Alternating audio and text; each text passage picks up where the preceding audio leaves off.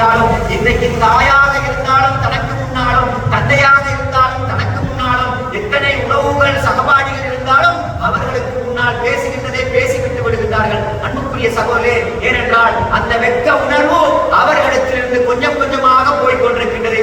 அந்த ஈமானும் இந்த வெட்கமும் யாரிடத்திலே உயர்ந்து கொண்டு செல்லுகின்றதோ அந்த ஈமான் உயர்ந்து சென்றால் வெட்கம் உயர்ந்து செல்லும். அந்த ஈமான் அப்படியே படிந்து சென்றால், குறைந்து சென்றால் வெட்க உணர்வும் நாணமும் இல்லாமல் போய்விடும். அன்புக்குரிய சகோதரர்களே, அதுதான் எந்த இடத்தில் எப்படி இருக்கின்றோமோ அந்த இடத்திலே நாங்கள் பேசிக் கொள்வதற்கு பழகிக் கொள்ள வேண்டும். அன்புக்குரிய சகோதரர்களே, நபிகளார் ஸல்லல்லாஹு அலைஹி வஸல்லம் அவர்கள் ஹயா என்ற இந்த வாழ்க்கையை அதிகமாக சொல்லியிருக்கின்றார்கள். எப்படி அல்லாஹ் தஆலா சொல்லுகிறார், அல்லாஹ்வின் தூதர் ஸல்லல்லாஹு அலைஹி வஸல்லம் சொல்லுகிறார்கள், இஸ்தஹியூ மினல்லாஹி ஹக்கல் ஹயா. அல்லாஹ்வின் தூதர் ஸல்லல்லாஹு அலைஹி வஸல்லம் அவர்கள் சொல்லுகிறார்கள், எப்படி என்றால், நீங்கள் அல்லாஹ்வுடைய விடயத்திலே அந்த வெட்க உணர்வை எப்படி பயன்படுத்திக் கொள்ள வேண்டுமோ அப்படி நீங்கள் வெட்க உணர்வோடு இருந்து கொள்ளுங்கள் என்று சொன்னார்கள். அப்பொழுது சஹாபாக்கள் கேட்கின்றார்கள், யா ரசூலல்லாஹ், இன்னா நஸ்தஹி மினல்லாஹி ஹக்கல் ஹயா யா ரசூலல்லாஹ். அல்லாஹ்வின் தூதரே, நிச்சயமாக நாங்கள் அல்லாஹ்வுடைய விடயத்திலே நாங்கள் வெட்கப்படக்கூடியவர்களாக இருக்கின்றோம் என்று சொன்னார்கள். ரசூலுல்லாஹ் சொன்னார்கள், லைஸ தாலிக், நீங்கள் சொல்லுகின்ற வெட்கம் அல்ல, நீங்கள் சொல்லுகின்ற வெட்கம் அல்ல. எப்படி?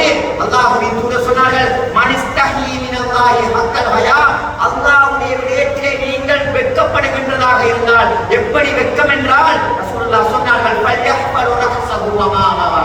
ரசூலுல்லாஹி ஸல்லல்லாஹு அலைஹி வஸல்லம் சொன்னார்கள், எப்படி அன்புக்குரிய சகோதரர்களே, யார் இந்த தன்னுடைய தலையோடு இருக்கின்ற அங்கங்கள் இருக்கின்றதே, கண்ணாக இருந்தால் கண் அல்லாஹ்வுக்காக வேண்டி பார்க்க வேண்டியதை பார்க்க வேண்டும். கண், இந்த கண் இறைவன் தந்த அருள், அதுதான் ஃபல்யஹ்பலு ரஹ்ஸஹு வ மா ஹவா. எப்படி? இந்த கண் இருக்கின்றதே, இந்த கண்ணின் மூலமாக இறைவன் பார்க்க சொன்னதை பார்க்க வேண்டும்.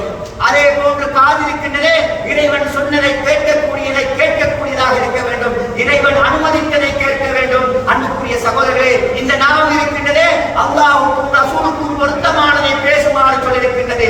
இதுதான் ஹயா.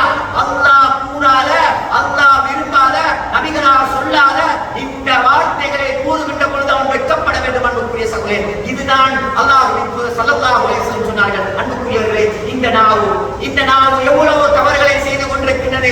இந்த உடலே எவ்வளவோ தவறுகளை செய்து கொண்டிருக்கின்றது. அல்லாஹ் அனுமதிக்கத்தக்க செயல் என்று சொன்னவைகளை நாங்கள் இந்த வாயின் மூலமாக நாங்கள் அதாவது குடிக்கின்றோம், மதுபானம் அருந்துகின்றோம், நாங்கள் பீடி சிகரெட் அருந்துகின்றோம். இது இன்றைக்கு ஹயா என்ற அந்த வெட்க உணர்வு இல்லாமல் போய் கொண்டிருக்கின்றது. அன்புக்குரிய சகோதரர்களே, இதுதான் ஹயா.